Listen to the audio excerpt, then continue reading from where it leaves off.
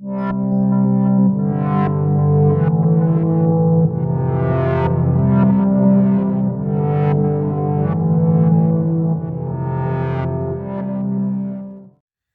a todos, sejam bem-vindos nesse nosso encontro relacionado aos mistérios e segredos da civilização egípcia, tá? Todos os assuntos relacionados, tá? Mistérios, segredos ainda não desvendados serão trabalhados na plataforma Reconstruindo a História, na aba Pesquisas do Historiador, tá bom? Então estejam atentos às novas informações relacionadas aos mistérios ainda não solucionados, tá, da civilização humana, ok? Então vamos começar aqui.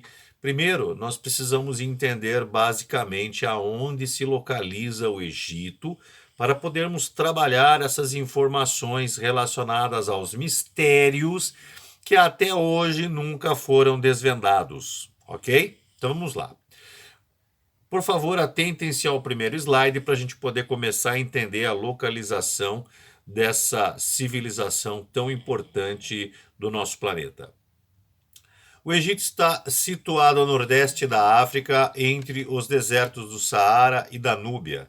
É cortado pelo rio Nilo no sentido sul-norte, formando duas regiões distintas: o vale, estreita faixa de terra cultivável apertada entre os desertos, denominada Alto Egito, e o delta, em forma de leque com maior extensão de terras aráveis, pastos, pântanos, denominados Baixo Egito.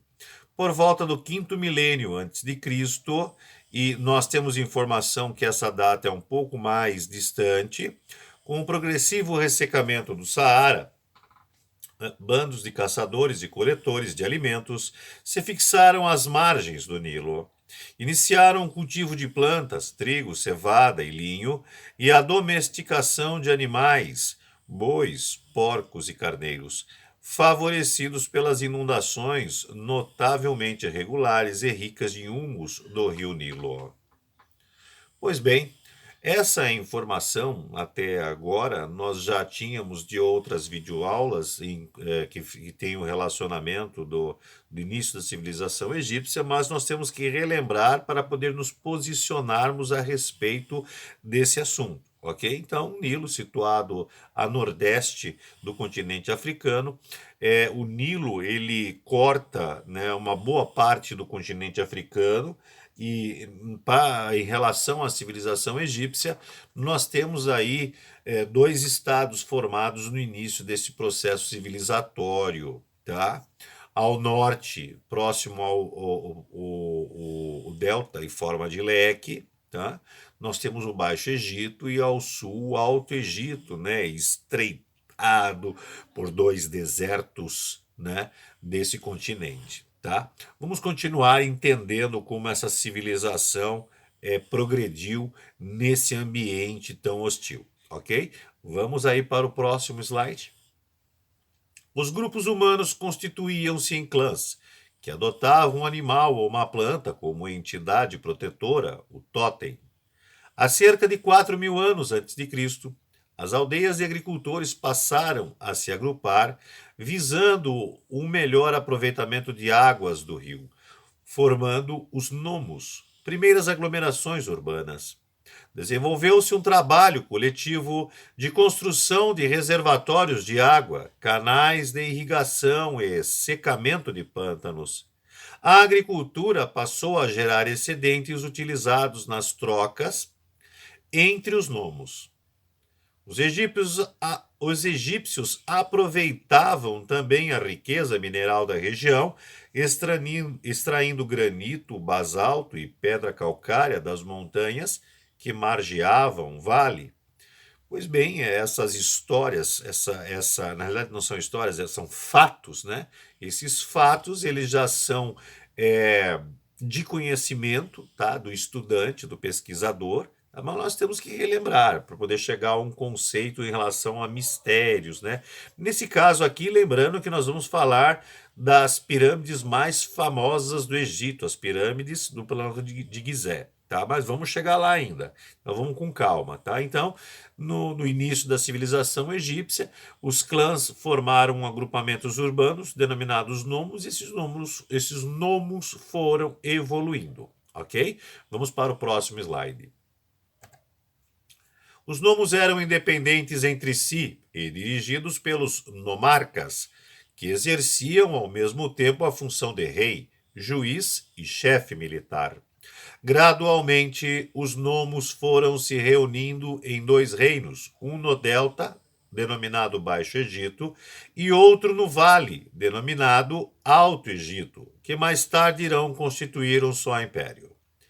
Nesse período, a unificação, os egípcios já haviam criado a escrita hieroglífica e um calendário solar baseado no aparecimento da estrela Sírius, dividido em 12 meses de 30 dias cada, mais 5 no final do ano. Tá? Então, nós temos o exemplo aí no slide do calendário, né, de Dendera. Esse calendário é um calendário solar e astronômico e identifica os períodos do ano. Tá? Ao lado, nós temos aí uma especificação, né, mais detalhada para vocês poderem entender como é que funciona esse calendário, ok? Vamos para o próximo slide.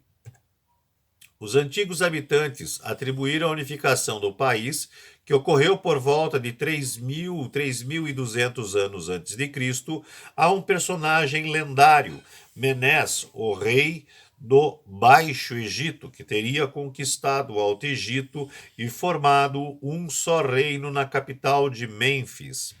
Segundo a crença, o responsável pela unificação era considerado sobre-humano, verdadeiro Deus a reinar sobre o Alto e o Baixo Egito, e o primeiro faraó, rei-deus egípcio.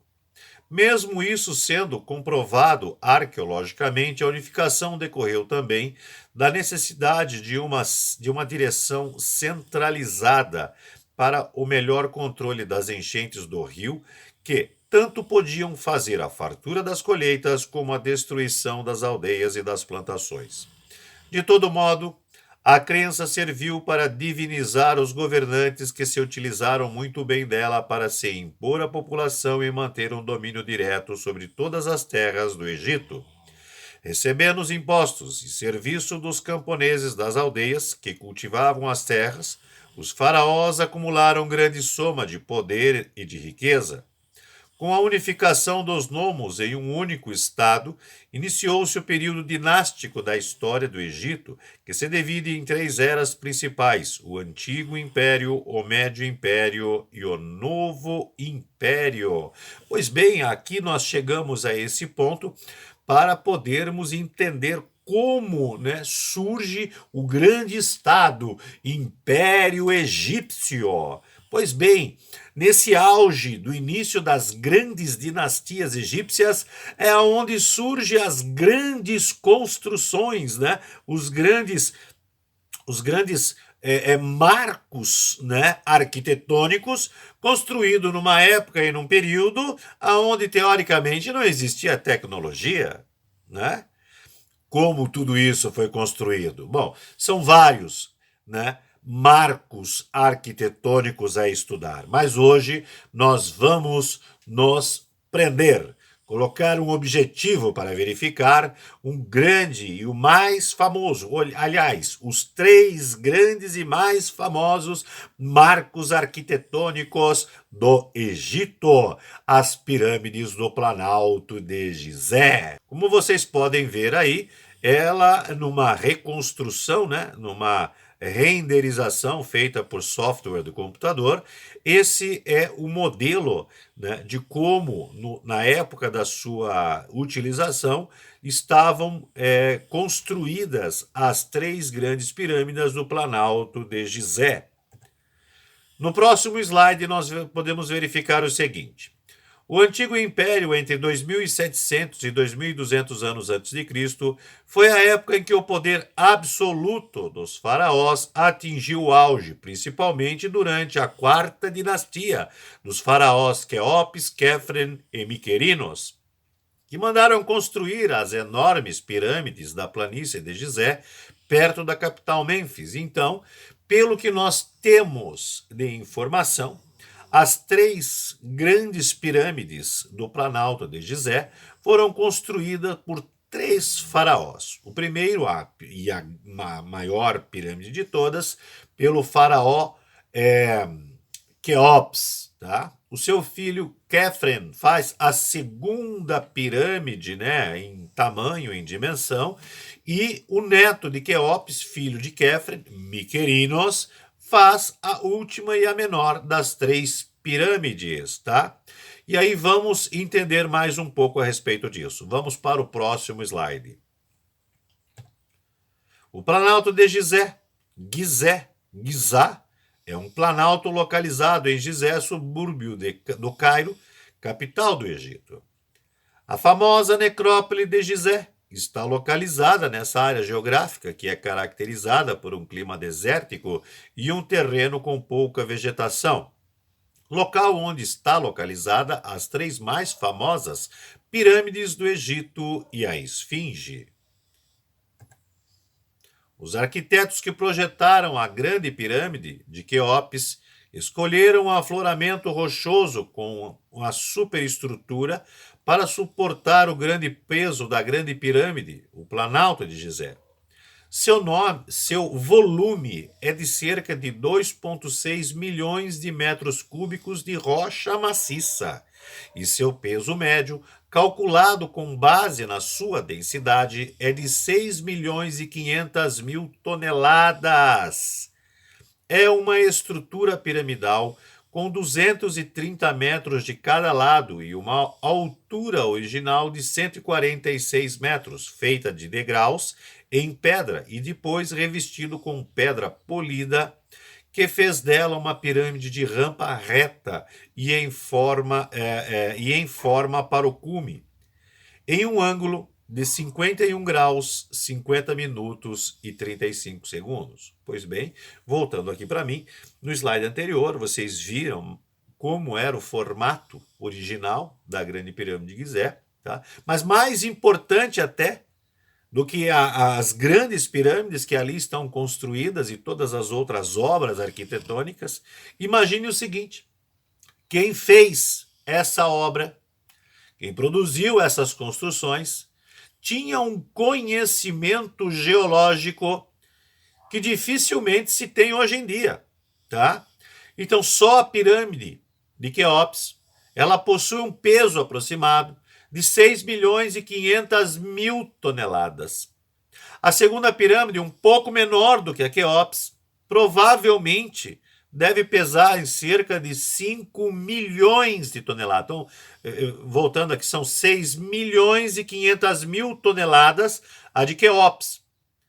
A de Khephren é um pouco menor, 5 milhões de toneladas de pedra, né? E, por fim, a de Miquerinos, bem menor, vamos colocar aí 2 milhões de toneladas de rocha maciça, tá? Então, somando aí 6 milhões e meio com 5 milhões, são 11 milhões e meio, com mais 2 milhões, 13 milhões e 500 mil toneladas de rocha maciça num único afloramento, chamado Planalto de Gizé. Hoje em dia, para se produzir uma obra dessa envergadura, né, teríamos que estudar, né, o piso. Né? Imagina o seguinte: se você tirar a pirâmide de Gizé, 6 milhões e 500 mil toneladas, vai estar lá, que nem um carimbo, né, por causa do peso. E mesmo apesar de diversos terremotos já terem ocorrido nessa região, as 3 obras estão lá praticamente intactas. Né? Então, o conhecimento, né, desses indivíduos que escolheram esse local, hoje é o nosso primeiro mistério. Tá? Pois, se assim não fosse, se o Planalto de Gizé não fosse um afloramento de rocha maciça, do jeito que o é, as obras teriam ruído antes mesmo de terminarem a sua construção. Ok? Vamos para o próximo slide. Sua base, ou seja, a base da Grande Pirâmide de Quéops, É um quadrado de 229 metros de lado. Mas, apesar desse tamanho todo, é um quadrado quase perfeito. O maior erro entre o comprimento de cada lado não passa de 0,1%, algo em torno de 2 centímetros, o que é incrivelmente pequeno. A face norte fica, perdão, na face norte fica a entrada da pirâmide. Um número de corredores e galerias leva ao que seria a câmara mortuária do rei, localizada no coração da estrutura. O sarcófago é de granito preto, que além das propriedades de aguda vibração, também está orientado nas direções cardeais. São cálculos assombrosos. Prestem atenção no que eu vou dizer agora. Por exemplo, se você tomar o perímetro da pirâmide e dividi-lo por 2 vezes a sua altura, chegará ao número π, 3,14159 até o 15º dígito. As chances desse fenômeno ocorrer por acaso são quase nulas. E olhem só, até o século VI depois de Cristo, o π havia sido calculado só até o 4º dígito. E isso, meu pessoal, é só o começo. Voltando aqui para mim. Então, os cálculos matemáticos, né, que nós conseguimos detectar, né, na construção já aí da grande pirâmide de Gizé, vamos se concentrar nela para ficar mais fácil de a gente poder colocar os mistérios à tona, e isso depois pode ser replicado para as outras, tá? Então, levando em consideração que a pirâmide de Quéops foi construída entre 2.700 e 2.200 anos antes de Cristo, fazendo a conta hoje em dia quase 5.000 anos atrás, né? Os matemáticos egípcios já tinham conhecimento do número π, chegando até o 15º dígito depois da vírgula. Tá? Então este é o nosso segundo mistério. Daqui a pouco eu já vou perder esse negócio de primeiro, segundo, porque é muita coisa, tá? Então já vou falar, esse é o próximo mistério. Então, o π, né, chegando até o 15º dígito depois da vírgula, é o nosso próximo mistério, ok? Vamos para o próximo slide. A Grande Pirâmide não pode ser mais velha... A Grande Pirâmide não pode ser a mais velha estrutura na face da Terra. A estrutura mais antiga do mundo atualmente são as avenidas megalíticas de Karnak, datando de 4.700 a.C. As pirâmides têm a idade de mais ou menos 2.450 anos antes de Cristo, mas é a mais acuradamente orientada, com seus lados alinhados quase exatamente para o norte, sul, leste e oeste. O equivalente mais bem-sucedido na civilização contemporânea, o Observatório de Paris possui um desvio de apenas 6 minutos de grau do norte magnético, que fica 7 minutos a noroeste do norte geográfico. Já a Grande Pirâmide tem um desvio de 3 minutos. É um mistério como os antigos egípcios conseguiram tamanha precisão sem utilizar uma bússola. Assim como é incrível que até agora ninguém tenha aparecido com uma explicação para o enigma. Bom, pessoal, né? Esse é o nosso próximo mistério. Então, todas as 3 pirâmides, incluindo a de Quéops, que é a maior de todas, foram construídas com as suas faces direcionadas para norte, sul, leste e oeste. Em perfeita exatidão.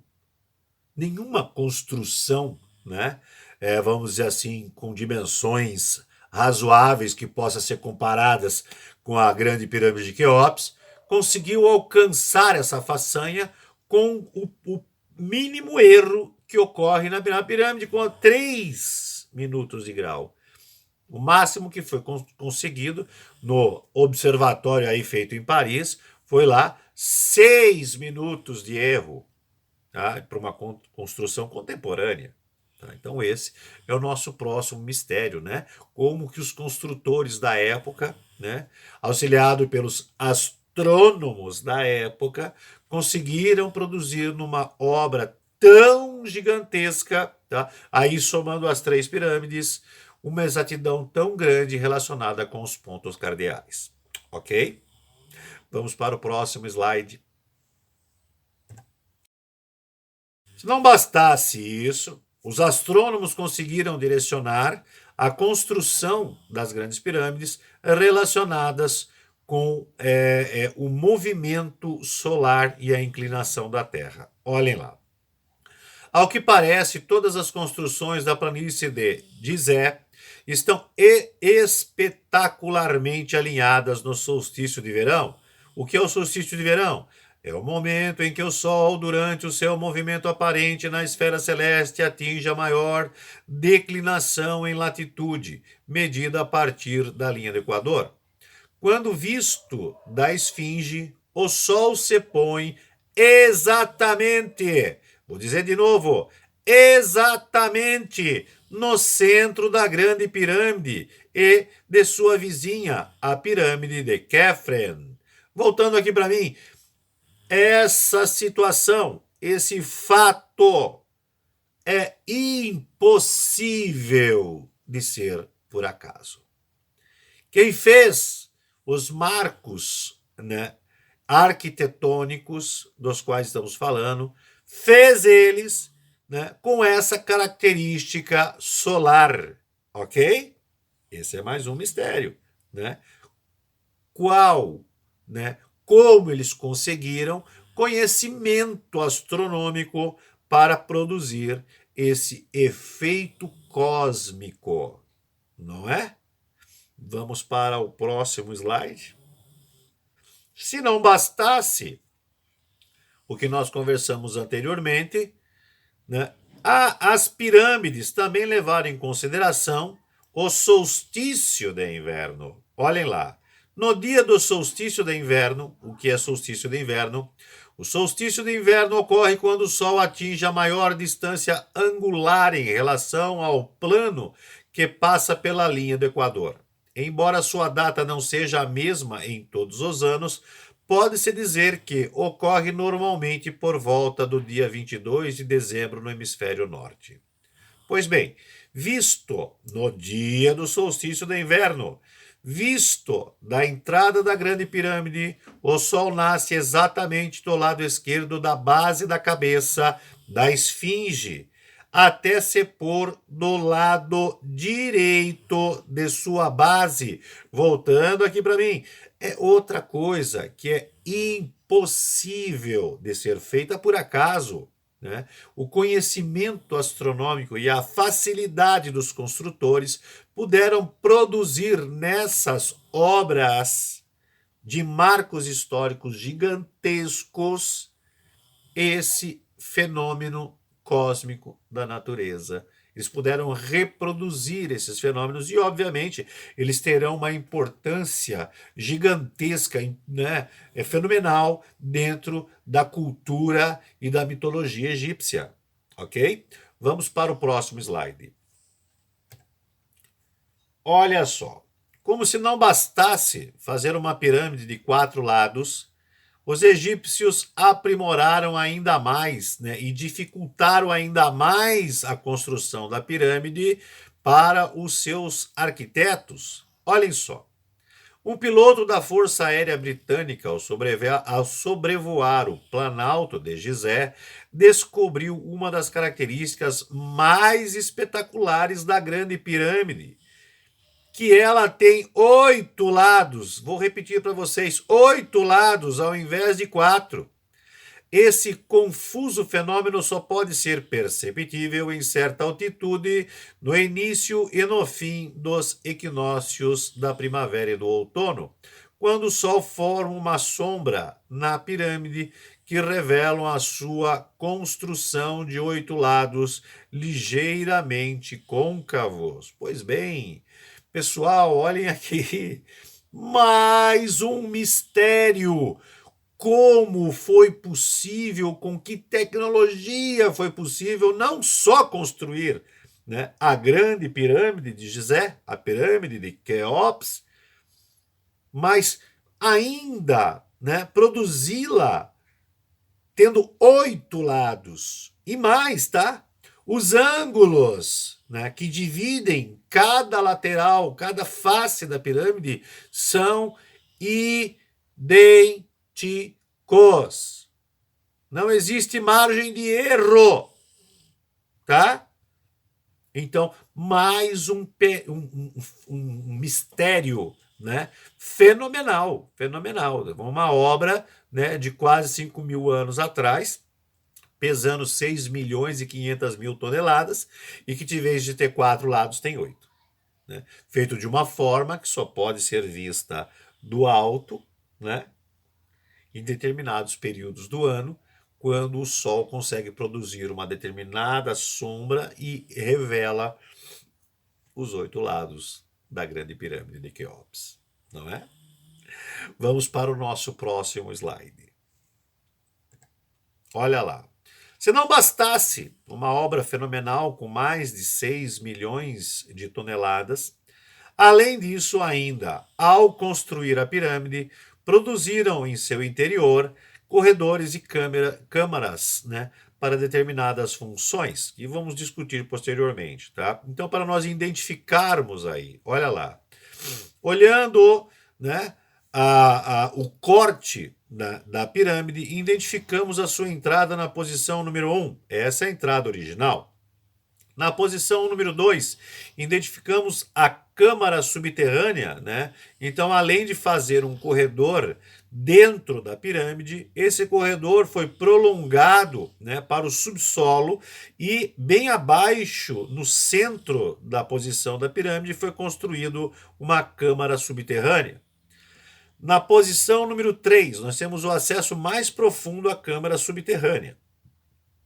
Na posição número 4, nós temos aí a passagem ascendente de acesso à grande galeria. Número 5, nós temos aí a Câmara da Rainha, um tipo de uma câmara dita pelos arqueólogos tradicionais, uma câmara de preparação, né, do corpo que vai ser aí depositado na câmara principal do rei. Número 7, nós temos aí a passagem que comunica a grande galeria com a câmara subterrânea. Uma passagem que é uma comunicação, tá? Não dá para você, uma pessoa física, atravessar por ali. No número 8, é a passagem, perdão, né? Número 8, passagem horizontal para a Câmara do Rei. Número 9, a Câmara do Rei. Número 10, os canais de ventilação. Acho que eu pulei a número 6, vamos voltar ali para o número 6. Número 6 é a grande galeria, vai ter uma função primordial que vamos debater aí adiante. Então, número 6, a grande galeria. Número 7, a passagem que comunica a grande galeria com a câmara subterrânea. Número 8, a passagem horizontal para a Câmara do Rei. Número 9, a Câmara do Rei. E número 10, os canais de ventilação, né, que dão ventilação para a Câmara do Rei, ok? Pois bem, vamos para o próximo slide. Dentro da Câmara do Rei existe um sarcófago que é maior do que a entrada da Câmara do Rei. Portanto, só pode ter sido colocado lá enquanto a construção progredia. É de granito preto e está orientado nas direções da bússola, né? Como que o sarcófago foi colocado no interior da Câmara do Rei? Como nós dissemos aí, voltando aqui para mim. Então, a ideia é o seguinte: os construtores, né, chegaram até a construção da metade da pirâmide na sua altura. Ok? Maravilha. Olha, aqui vai ser o piso da Câmara do Rei. Ah, que legal, jóia. Então, ó, tem um sarcófago aí que a gente tem que colocar aqui, porque a entrada que a gente vai fazer vai ser menor, tem que colocar ele agora. Colocar o sarcófago exatamente na posição onde seria a Câmara do Rei, e a partir daí continuaram construindo a pirâmide até o topo, né? Então, não bastasse, né, todas as dificuldades impostas, né?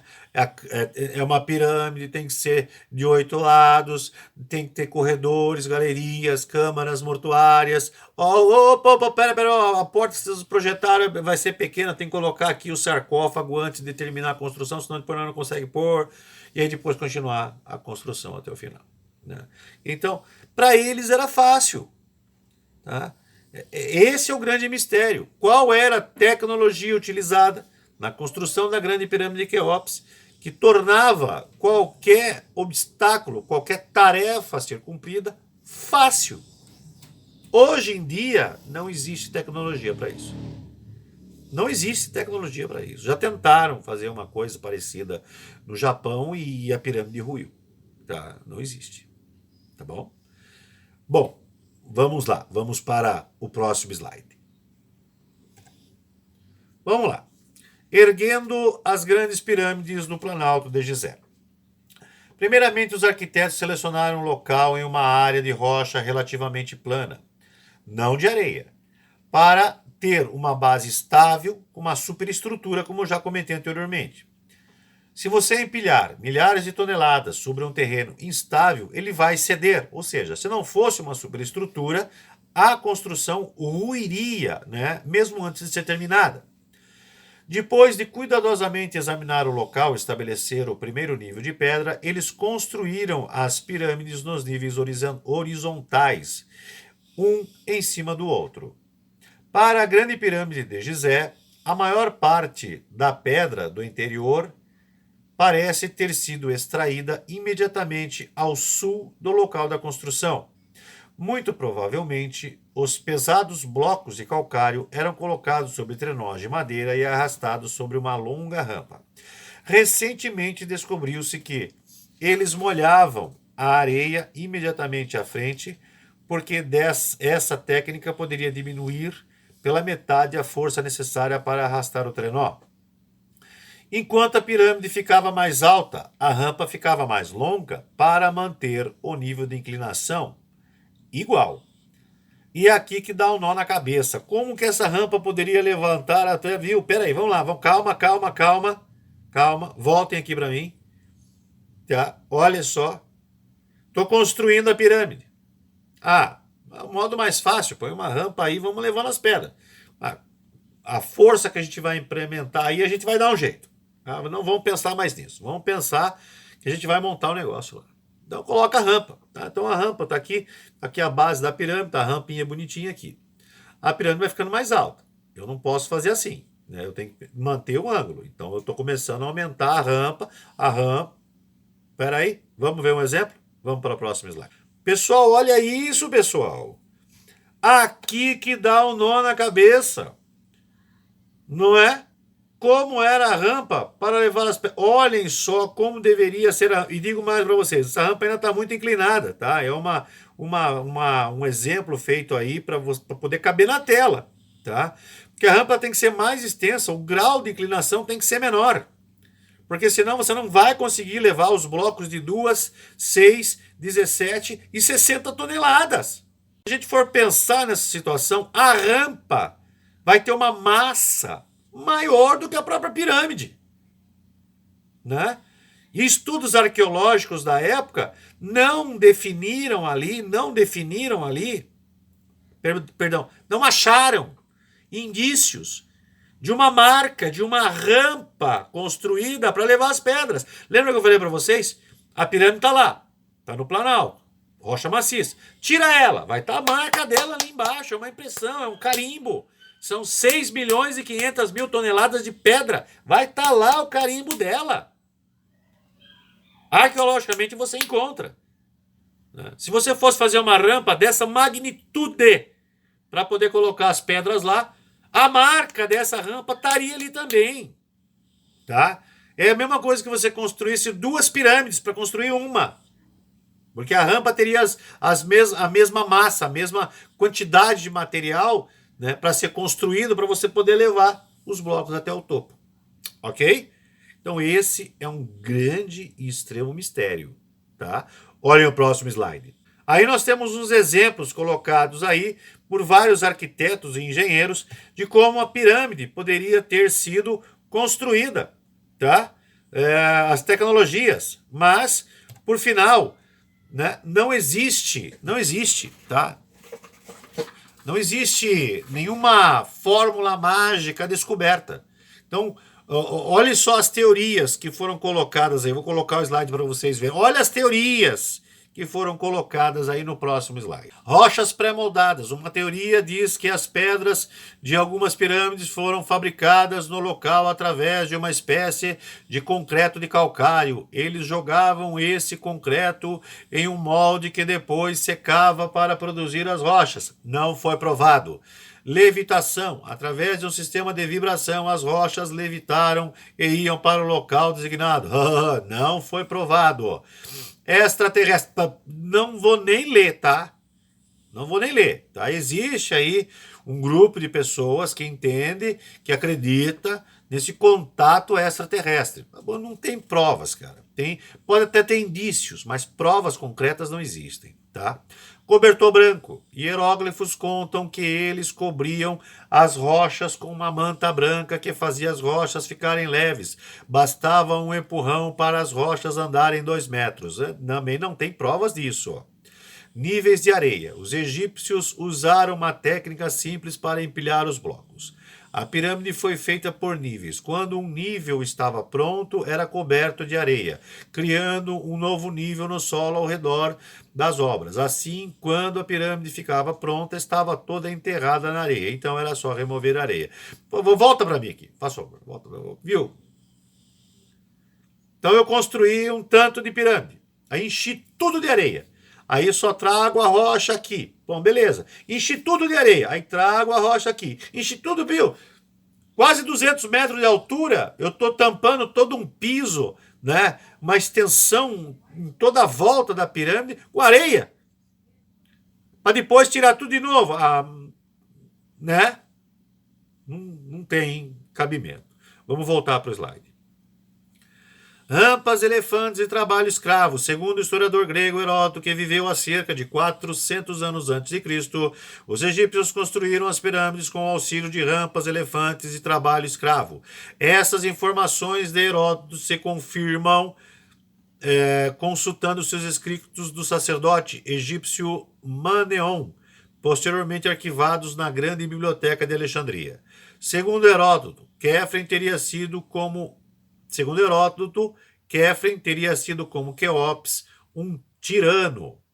Durante todo esse tempo, os santuários fechados não teriam sido abertos. A aversão que os egípcios têm por esses reis, levaram-nos a não querer citá-los. Chegam mesmo a dar as pirâmides ao nome do pastor Philips, que naquele tempo pastoreava o seu gado nessa região. Histórias definidas aí pelos períodos culturais aí dos egípcios aí, ou seja, são lendas, tá bom? Então não dá, tá? O que nós temos de história da cultura egípcia nós vamos falar a seguida, tá? Então são teorias, basicamente sem provas concretas, que são formuladas para tentar explicar alguma coisa. Então, a mais aceita até agora é esse negócio da rampa, tá bom? Mas ninguém explica, né? Que lado que foi feita a rampa, onde que estava, cadê a marca, cadê o carimbo do peso dela, tá bom? Então, mais um mistério. Quem descobrir como as pirâmides de Quéops, Quefren e Miquerinos foi construída, será a pessoa mais rica do mundo. Ok? Beleza. Vamos para o próximo slide. Pois bem, qual é a finalidade das grandes pirâmides construídas no Planalto de Gizé? Pois bem, os arqueólogos tradicionais, tá, colocam o seguinte: as 3 pirâmides formam uma necrópole, ou seja, são os túmulos dos faraós. Eles colocam o seguinte: essas 3 pirâmides majestosas foram construídas como tumbas reais para os reis Quéops, Quefren e Miquerinos. Ok? Bom, voltando aqui para mim, eu não concordo, tá? Sou professor, tá, do ensino fundamental, do ensino médio e da faculdade e passo a informação didática, ok? Então, o que eu acredito já é problema meu. Tá? De acordo com meus estudos, as minhas pesquisas, eu e vários pesquisadores da nova geração não acreditamos. Tá? Tem que ser levado em consideração muito mais coisa para ter realmente uma opinião. E eu tenho uma opinião diferente. Tá? Vamos para o próximo slide. No caso da afirmação que as 3 pirâmides são túmulos dos reis. Vamos lá. Temos um problema. Nessas pirâmides nunca foi encontrado um corpo sequer, mesmo quando ela estava lacrada. Outra coisa estranha é que os egiptólogos dizem que era para ocultar um corpo, mas vamos levar em consideração o seguinte: construir uma pirâmide gigantesca para esconder um corpo, né? É como se você colocasse um outdoor gigante brilhando, um farol piscando. Tem um corpo de um faraó aqui para todo mundo, tá? Lembrando o seguinte: os 4 lados da pirâmide eram revestidos com granito polido e o reflexo do sol era possível de ser avistado a 2 quilômetros de distância, tanto que essa pirâmide no seu auge era conhecido como luz. Voltando aqui para mim. Então, pessoal, é como se eu fizesse um alto-falante gigante que alcançasse 2 quilômetros de distância e dissesse: aqui tem um corpo de um faraó, ouro e riquezas. Simples assim, tá? Quer ver uma coisa? Vamos para o próximo slide. Olhem aí. Isso é uma necrópole, tá? É o Vale dos Reis. Tá? Ocultar a tumba do faraó é como se fazia no Vale dos Reis. Escavava-se uma câmara subterrânea e depois do sarcófago depositado em seu interior, a entrada era lacrada, soterrada para evitar profanadores de túmulos. Tá? Imagine o seguinte, nessa região aí, ó, nessa região, vocês estão vendo aí os caminhos para a entrada das escavações feita pelos arqueólogos contemporâneos. Tira isso. Imagina na sua mente sem isso. Olha essa região desértica. Como você vai imaginar que tem túmulo de faraó aí? Então, isso é uma necrópole que você não consegue descobrir aonde está o túmulo do faraó. Para a gente poder descobrir, teve que ser anos e anos de escavações desde o século XVIII. Né? Voltando aqui para mim. Vocês entenderam? Então, colocar que a pirâmide, as 3 pirâmides do Planalto de Gizé, são túmulos, desculpa, mas para mim não me convence. Tá? Tem que ter mais argumento. Eu tenho argumento para dizer que não é. Ok? Então vamos continuar agora aí na nossa explicação. Vamos para o próximo slide. Olha aí, pessoal. Eu coloquei esse slide aqui para explicar para vocês como é o interior da tumba de um faraó ou de alguém muito importante dentro da corte do faraó. Pois bem, mas agora vou demonstrar que essa teoria realmente não tem fundamento. Vamos olhar para o interior de uma câmara funerária de um deus vivo, o faraó. Percebam as paredes, o teto, a parte externa do sarcófago, a parte interna do sarcófago, ou seja, todas as superfícies do interior da câmara mortuária do faraó é decorada com pinturas e alto relevo contando a história do indivíduo antes de ele ser faraó, durante o período que foi faraó e o pós-vida que espera pelo faraó. É um registro do legado desse indivíduo para a eternidade. Vamos para o próximo slide. Agora vamos olhar para o interior da câmara mortuária do rei, localizada no centro da grande pirâmide de Quéops. Percebam as paredes, o teto, a parte externa do sarcófago, a parte interna do sarcófago, ou seja, todas as superfícies do interior da câmara mortuária do faraó são polidas e não existe uma identificação sequer. No interior de todas as pirâmides do Planalto de Gizé não foram encontradas nenhum registro pintado ou esculpido em hieróglifo, ou seja, não acredito que esse recinto seja uma câmara mortuária para abrigar um corpo pela eternidade. Voltando aqui para mim. Então, essa é uma das principais provas argumentais que eu coloco para vocês, tá? Não existe túmulo de Faraó, tá? Que não tenha especificações hieroglíficas, tá? Existem sim túmulos que foram feitos e escondidos, inclusive para esconder a identidade das pessoas que foram encontradas, né, posteriormente nesses túmulos. Mas tinha o sarcófago, tinha alguma coisa que identificava a época, né, desse sepultamento, tá?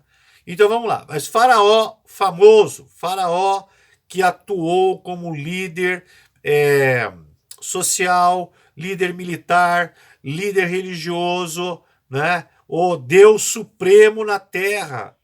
Tá? Não existe, então, sarcófago que não... Perdão, não existe câmara mortuária que não esteja decorada de alguma forma para poder identificar o seu legado.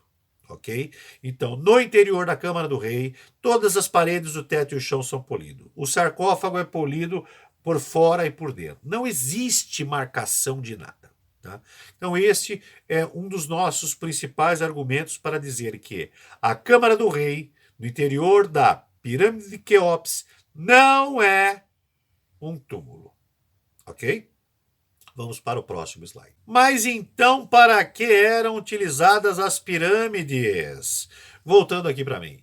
Pessoal, a partir de agora vem uma explicação detalhada e bem argumentada, fundamentada, tá, em fatos, tá, para poder dizer para vocês qual era a função das pirâmides. Tá? Não percam a nossa próxima aula, Mistérios, né, Segredos e Mistérios do Antigo Egito. Aguardo vocês lá. Um grande abraço. Mistérios e Segredos da Humanidade. Assuntos relacionados aos mistérios e segredos que ainda não foram desvendados serão tratados pelo professor Vanderlei na plataforma de auxílio ao estudante Reconstruindo a História, na aba Pesquisas do Historiador. Não deixe de acessar e entrar nesse grande mistério da humanidade.